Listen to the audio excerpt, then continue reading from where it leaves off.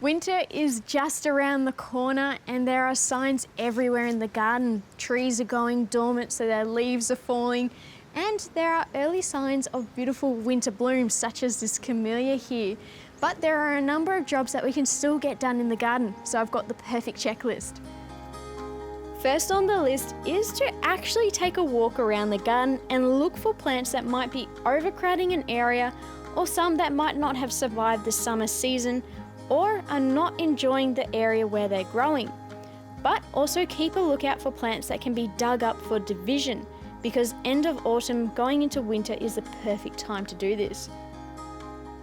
One of the first things I'm choosing to dig up for this season are my tender perennials, so things like dahlias.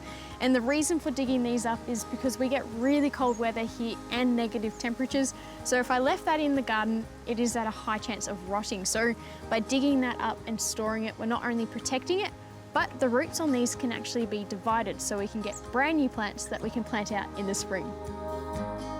When storing tubers like these, a simple plant tray with either newspaper, cardboard, or even wood chips covering them will block out the light and help them to store for longer. Just make sure to keep them in a dark, dry spot. If you have a plant that needs to be dug up and moved, it's usually an easy process. This is a hydrangea which isn't too happy in this spot, and I've found another area where I think it will do a lot better. When digging up your plants to move them around the garden, make sure you get as much of that root ball as possible. It's really important. And you can choose to give your plants a slight trim on their foliage, but this plant doesn't actually need it right now. And what those things do is it helps to reduce any transportation shock when you are shifting them. But now that this one is planted, all that's left to do is to give it a really good drink.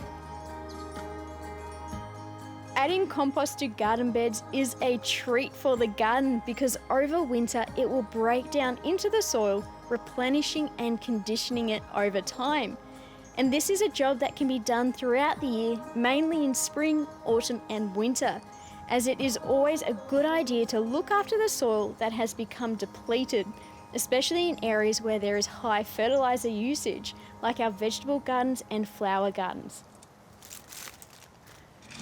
The last few things on the checklist are to mulch winter flowering plants, that way they'll have a really good blooming period, but also don't forget a layer of mulch around the base of your plants. This way it will lock in any warmth in that soil and keep the roots healthy over the season.